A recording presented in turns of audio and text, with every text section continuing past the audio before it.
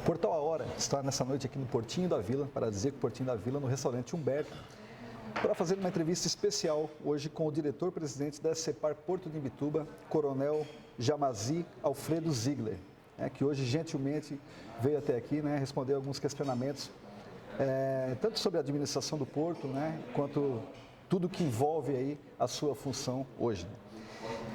Graduado no curso de oficiais da Polícia Militar de Santa Catarina, coronel da reserva da Polícia Militar, Jamazi Alfredo Ziegler, é bacharel em Direito, especialista em Direito Administrativo, Prevenção ao Crime, Administração de Segurança Pública, Direito do Trabalho e Preparação à Magistratura do Trabalho. É isso tudo mesmo? Mais ou menos isso. Certo. Tem mais algumas coisinhas, mas é mais ou menos nessa linha, né? E até a nossa própria formação do curso de oficiais da Polícia Militar, ela é um curso de formação de gestores públicos, né?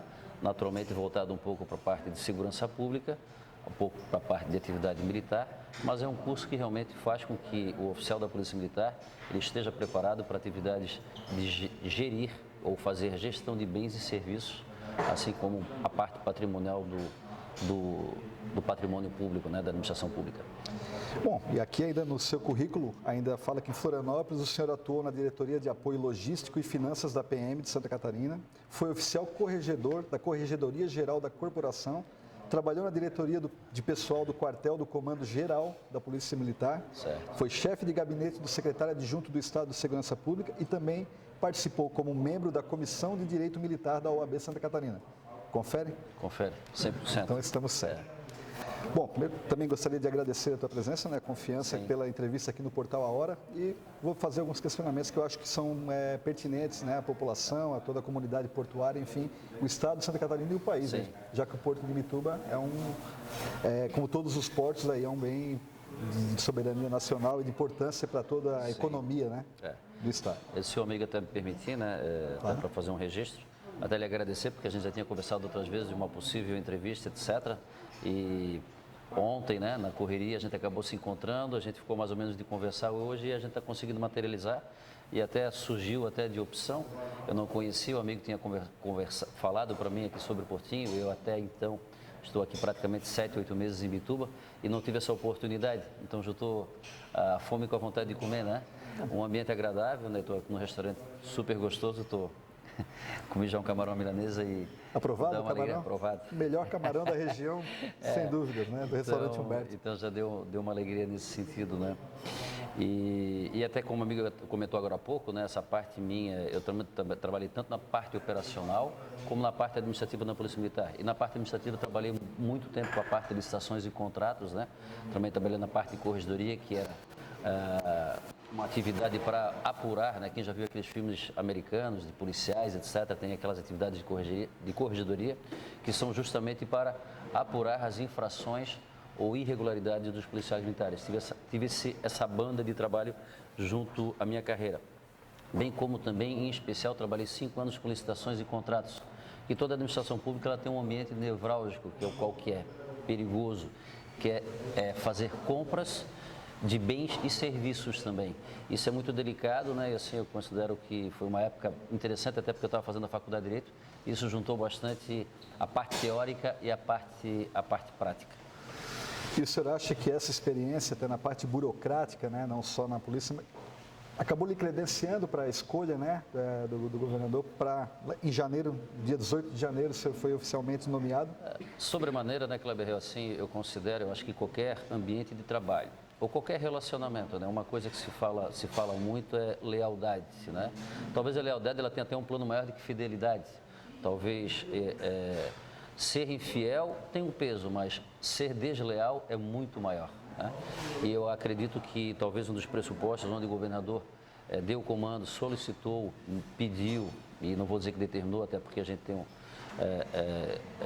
uma relação diferente, não de subordinação, necessitava de alguém com um nível de lealdade que ele pudesse ficar tranquilo para administrar um ambiente tão sensível como é o Porto de Imbituba. E hoje eu considero que para você prestar um serviço ou um bom servidor público ou até em qualquer estabelecimento comercial, se você for leal, ou seja, você não ser desleal, não trair aquele que lhe deu o comando, lhe deu a ordem do serviço, ele está lhe administrando. O outro ponto que eu digo, não digo que não vou dizer qual é a ordem de preferência, mas lealdade, comprometimento, aquele que você faz um pouco mais do que aquilo. Você tem, está na hora de ir embora, mas o cara fica mais um pouco, ajuda. Qualquer lugar esse, seja num restaurante, seja num bar, seja numa loja, numa fábrica fabril, qualquer coisa, é o comprometimento. E a capacidade técnica. Então, eu acho que eu consigo reunir um pouco de cada coisa, né? Em especial a lealdade, e eu sendo leal com o governador e o compromisso dele de lealdade com a sociedade, a gente consegue seguir o desejo, ao menos, do ano passado da sociedade de mudança e de comprometimento com um bom serviço, né? Com a boa administração. Bom, e lealdade é um dos preceitos básicos do universo militar, né? O governador também como militar, um bombeiro militar de carreira, e o senhor, né, na PM, na Polícia Militar, eu acho que isso também contribui, né? É até interessante porque um dos pressupostos no nosso regulamento disciplinar, que tem algo interessante, que faltar a verdade na vida militar é passivo de punição. Então é interessante que nas relações comuns da sociedade, né? Eu tenho vários amigos, a minha vida social é muito intensa, e a gente pode mentir, mas dentro do trabalho, na vida militar, ela tem um peso muito forte, né? Então, questão de compromisso, de ser sincero, de transparência, falar a verdade, sim. E lá, de fato, na vida militar, aqueles que saíam desse caminho, felizmente ou infelizmente, acabam recebendo significativas sanções. Perfeito. Bom, nos últimos dias, além de boatos aí sobre uma suposta saída do cargo, coisa que a gente conviveu com os outros presidentes desde que está público, isso era constante. Sim. Notas, jogadas, enfim. Mas uma espécie de dossiê anônimo com supostas denúncias contra o senhor e sua administração vem circulando em aplicativos de conversas, rodinhas, redes sociais. Entre outras ilações, quem fez o dossiê lhe acusa aí de gerar prejuízos em contratos, como na perda da empresa Braskem para o Porto de Paranaguá. Certo. Nas utilizações de bens, aí deram até como exemplo a questão do caminhão do Corpo de Bombeiros, né, o caminhão da Brigada Militar para prevenção de incêndio dentro do porto. Sim. E citaram também gastos em diárias e passagens, até entrando no detalhe aí das suas viagens para Brasília. Certo. O senhor poderia comentar essas acusações? Sim, começando pela Braskem, né? Quem tem acompanhado os noticiários nacionais, ou quem pesquisa, ou quem lê coisas nessa linha, nesse tema, soube que a Braskem, em Alagoas, né, na região de Maceió, ela tem um campo de mineração de sal. Esse campo, após uns abalos sísmicos no ano de 2018, houve uma alteração na cidade. O que aconteceu lá? Existia um campo de mineração, a cidade foi crescendo ao redor disso e ela foi avançando para o centro. Com esses abalos sísmicos e provavelmente com a ausência de firmeza no solo, já vista a mineração que existia, os túneis, etc., as casas começaram a ter pequenas fissuras, ou seja, a Braskem teve que parar de operar lá. Com isso, naturalmente, ela diminuiu essa capacidade nacional de produção da obra-prima dela, que trabalha aqui no nosso porto com soda cáustica, ou seja, o sal que ela usava lá daquela região do Nordeste, ele ficou praticamente inoperante naquele campo que ela tinha. A partir desse momento, ela começou a ter que trazer a matéria-prima dela dos Estados Unidos. Naturalmente, quando ela teve esse impacto comercial e a matéria-prima dela ficou mais cara, ela começou a optar por mercados.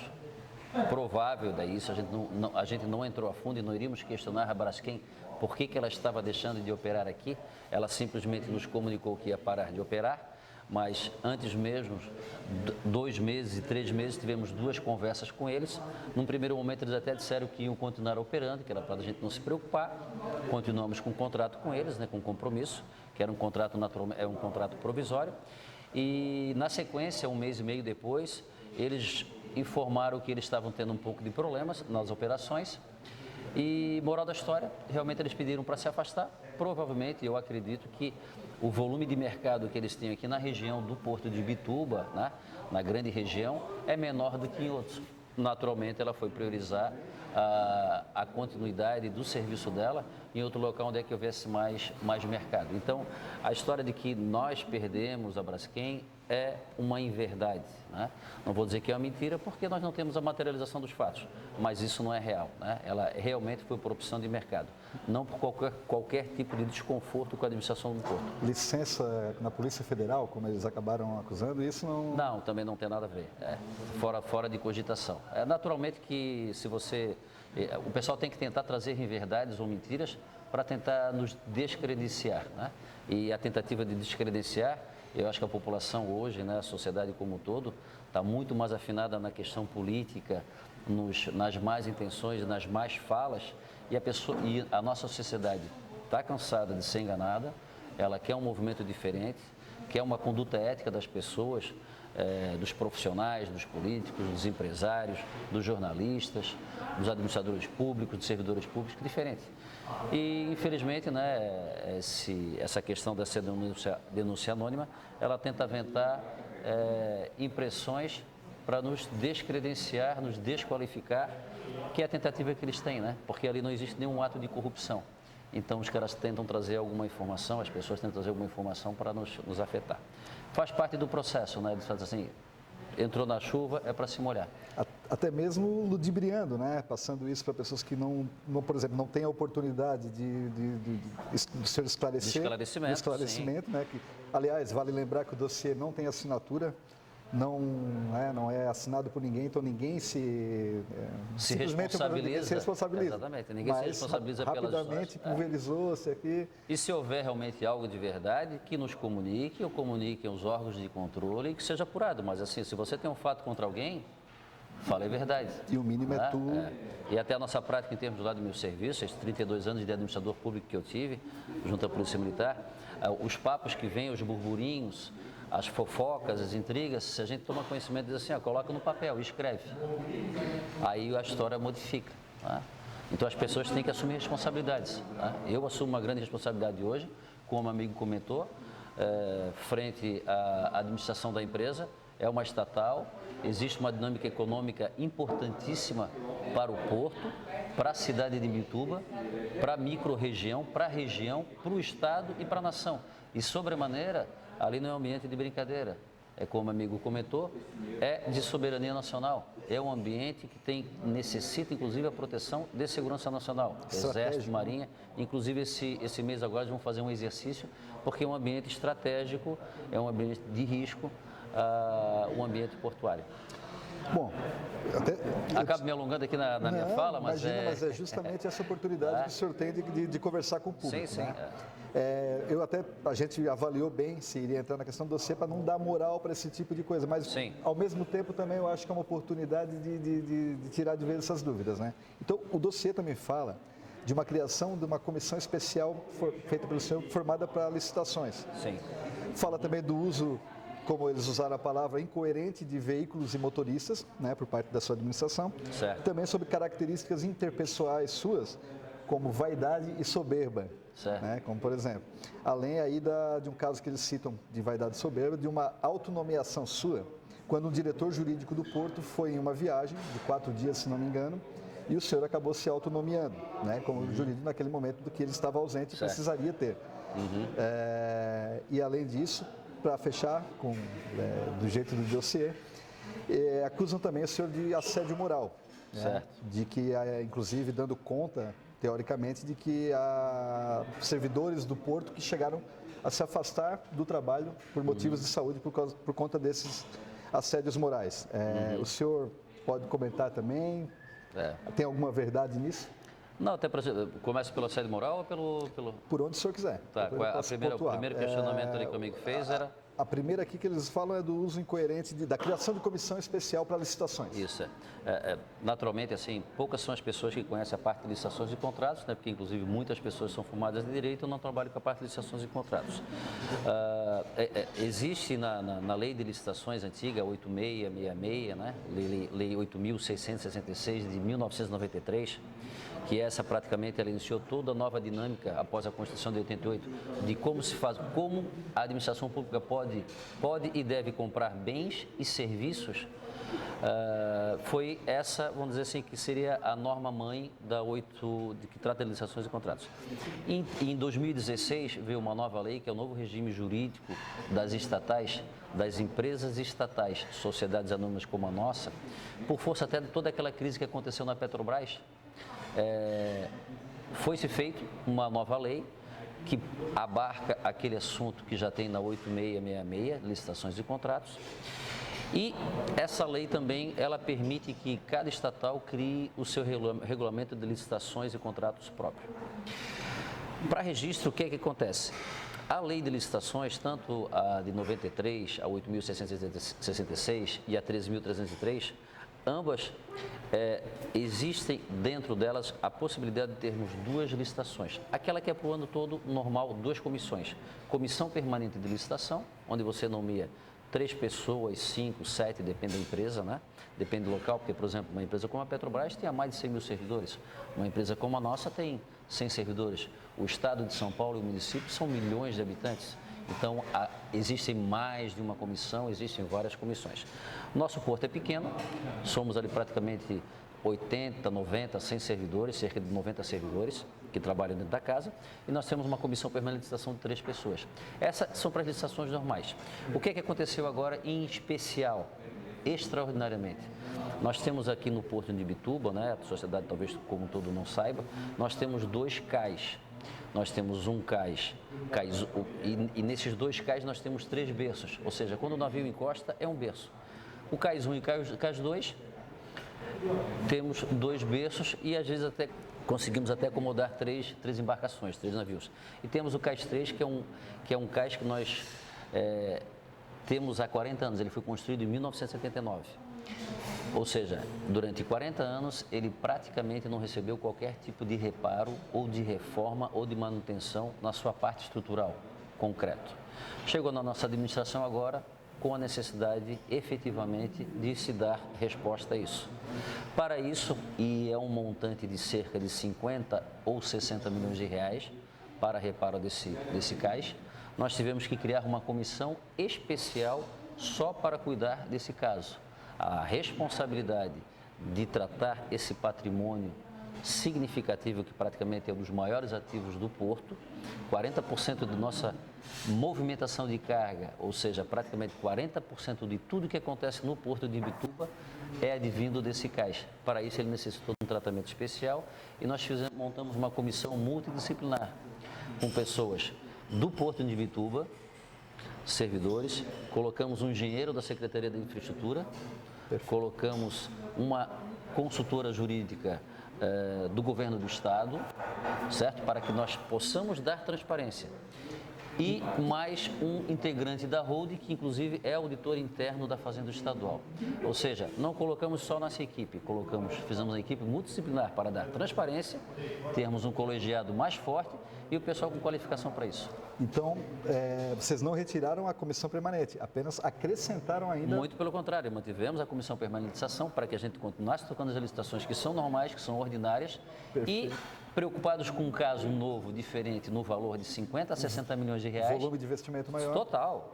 Obrigatório criar uma comissão com um olhar diferente, focado ali, porque voltando a como meu amigo falei agora há pouco para o amigo, 40% toda a nossa movimentação é trabalhada ali. É um trabalho sério. Perfeito.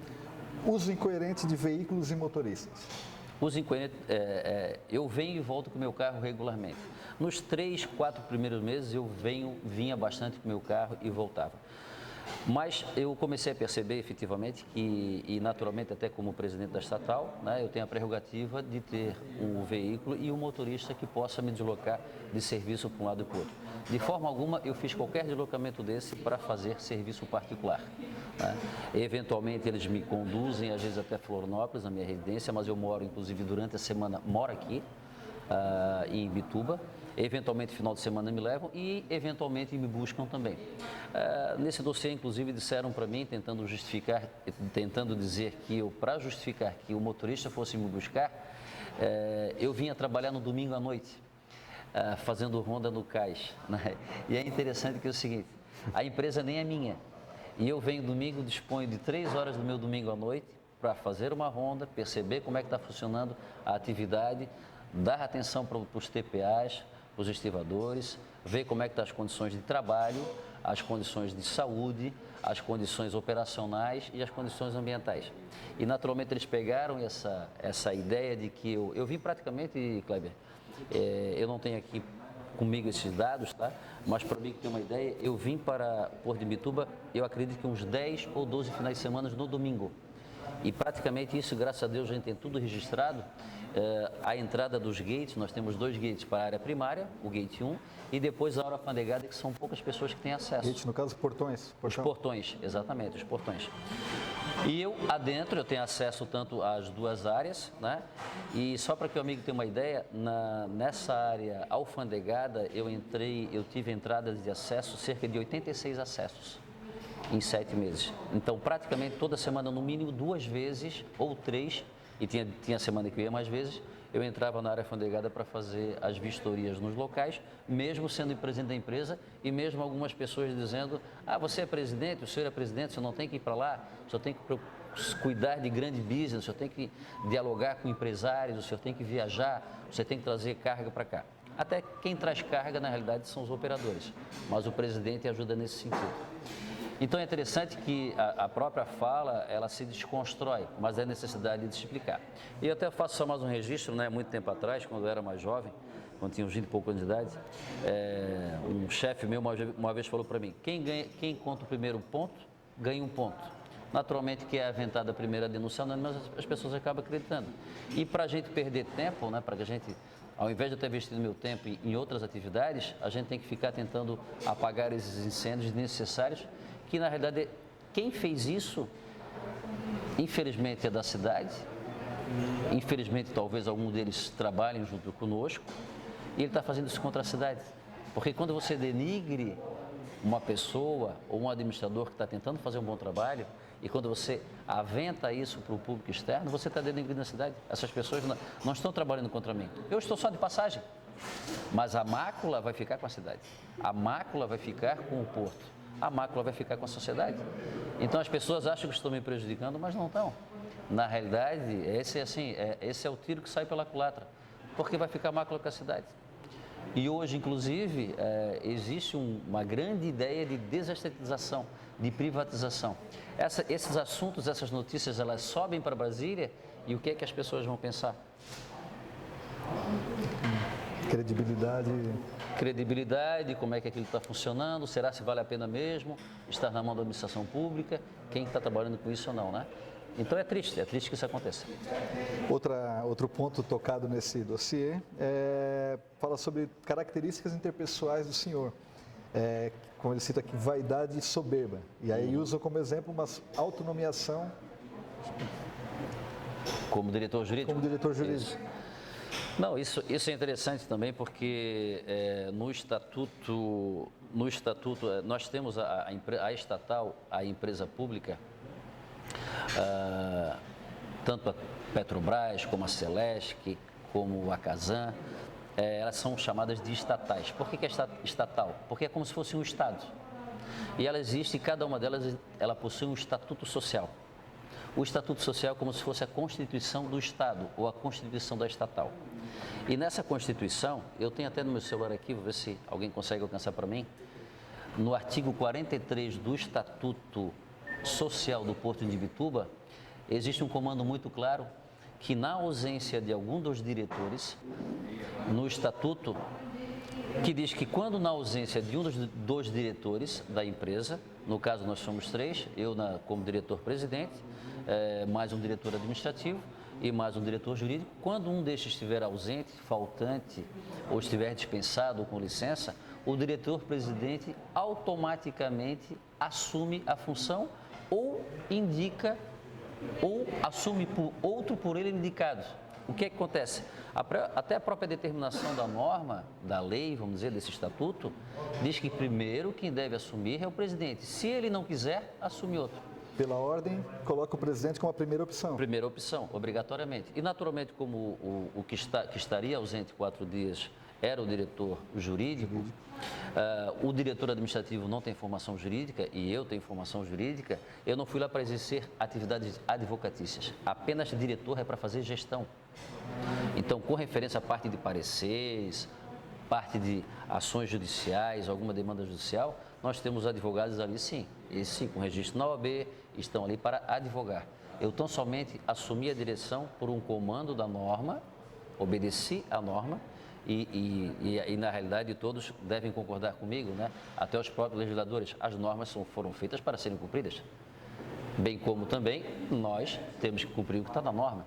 Até em casa, quando o pai ou a mãe dá uma norma ou dá uma determinação para o filho, tem que ser cumprida. Né? Então, basicamente isso, né? E naturalmente as pessoas pegaram e tentaram distorcer também mais essa questão.